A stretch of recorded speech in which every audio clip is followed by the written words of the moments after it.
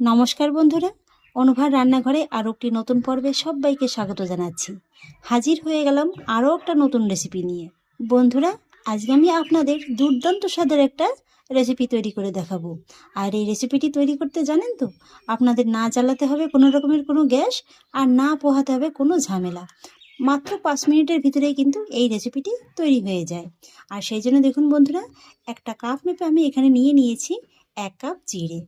এই চিড়েটা যেহেতু ধোয়া হবে না, তাই কিন্তু চিড়েটাকে খুব ভালোভাবে আমি একেবারে ঝেড়ে পুছে একটা শুকনো সুতির কাপড় দিয়ে কিন্তু মুছে নিয়েছি।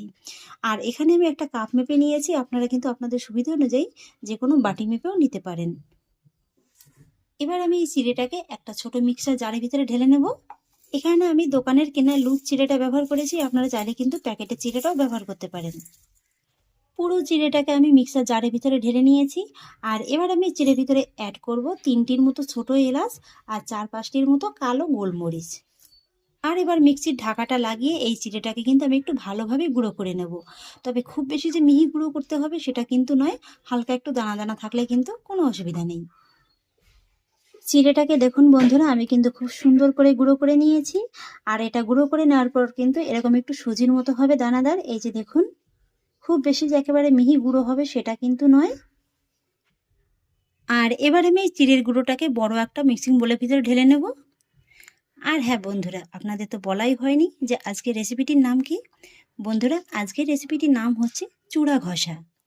এটা কিন্তু খেতে দুর্দান্ত লাগে, একবার হলেও বাড়িতে বানিয়ে খেয়ে দেখতে পারেন। চিড়ের গুঁড়োটা আমি বাটির ভিতরে ঢেলে নিয়েছি, আর এর ভিতরে এবার আমি কয়েকটা উপকরণ অ্যাড করব। তবে তার আগে দেখুন, আমি আবারও কিন্তু মিক্সার জারটা নিয়ে নিয়েছি। আর এবার এই জারের ভিতরে কিন্তু আমি অ্যাড করব কিছুটা পরিমাণে নারকেল কুচি। এখানে আমি ছোট সাইজের একটা নারকেলের অর্ধেক মালা নারকেল কিন্তু এইভাবে একটু কুচি করে নিয়েছি। এবার আমি মিক্সির ভিতরে নারকেল কুচিটাকে দিয়ে দেব। আর তারপরে নারকেল কুচিটাকেও কিন্তু একটু পেস্ট করে নেব। নারকেলটাকেও দেখুন বন্ধুরা, আমি কিন্তু খুব সুন্দর করে ঘুরিয়ে নিয়েছি। আর ঘুরিয়ে নেওয়ার পরে দেখুন নারকেলটা দেখতে এখন কত সুন্দর লাগছে। আপনারা কিন্তু এখানে চাইলে নারকেলটাকে একটু কুড়িয়েও নিতে পারেন। আর এবার দেখুন, আমি চিড়ের গুঁড়োটা কিন্তু আবারও নিয়ে নিয়েছি। আর এবার আমি চিড়ের গুঁড়োর ভিতরে অ্যাড করব 2 টেবিল চামচের মতো গলানো ঘি। ঘিটাকে কিন্তু এই চিড়ের গুঁড়োর সঙ্গে খুব ভালোভাবে একটু মিশিয়ে নিতে হবে।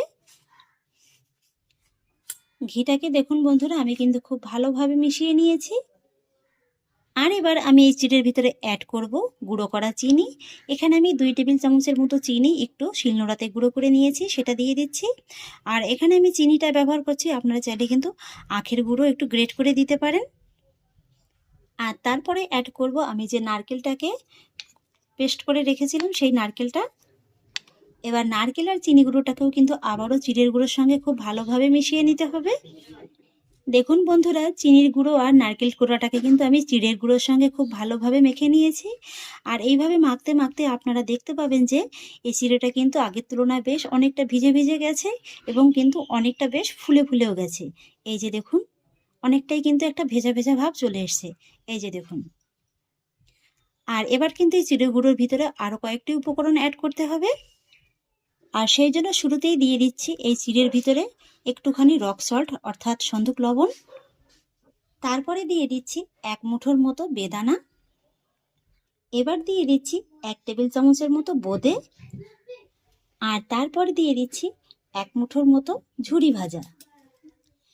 ব্যাস, সমস্ত উপকরণগুলো দেওয়া কমপ্লিট। এবার কিন্তু আবারও ফাইনালি কিন্তু এটাকে হাত দিয়ে একটু ভালোভাবে মেখে নিতে হবে। ব্যাস বন্ধুরা, চিড়ে গুঁড়োটা কিন্তু আমার ফাইনালি একদম ভালোভাবে মেখে নেওয়া হয়ে গেছে। চূড়া ঘষাটা কিন্তু একদম কমপ্লিট। এবার দেখতে দেখুন কতটা লোভনীয় লাগছে।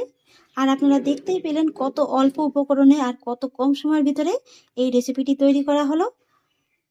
বাড়িতে যদি হঠাৎ করে কোনো অতিথি চলে আসে, তাহলে কিন্তু ঝটপট এই রেসিপিটি আপনারা বানিয়ে দিতে পারবেন। অতিথিরা খেয়ে তো আপনার প্রশংসা একেবারে পঞ্চমুখ হয়ে যাবে। ওরা তো বুঝতেই পারবে না যে আপনি এই রেসিপিটি কী দিয়ে তৈরি করেছেন। আর তাছাড়া কোনো পুজো পার্বণের দিন যদি ঝটপট কোনো রেসিপি বানাতে ইচ্ছা হয়, এই রেসিপিটিও কিন্তু বানিয়ে ফেলতে পারেন। জলখাবারে যদি একঘেয়ে রুটি তরকারি খেতে ভালো না লাগে, তাহলেও কিন্তু এই রেসিপিটি অবশ্যই বানিয়ে ফেলতে পারবেন। আমার মনে হয় পৃথিবীর সবথেকে সহজ রেসিপি হচ্ছে এটা।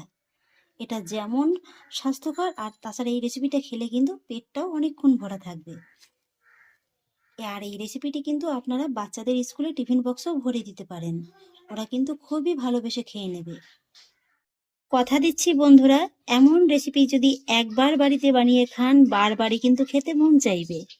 আর সর্বোপরি কথা হচ্ছে, এই রেসিপিটি কিন্তু খুবই স্বাস্থ্যকর, খেতে খেতে কিন্তু মুখও ফিরবে না। যতই খাবেন পেট ভর্তি হবে, তবু শরীর খারাপ হবে না। তাহলে আশা করছি বন্ধুরা, আমার আজকের এই রেসিপিটি আপনাদেরও খুব ভালো লেগেছে। যদি ভালো লেগে থাকে তাহলে আমাকে অবশ্যই একটা লাইক এবং কমেন্ট করবেন, সেই সঙ্গে বন্ধুদের সঙ্গে শেয়ার করবেন।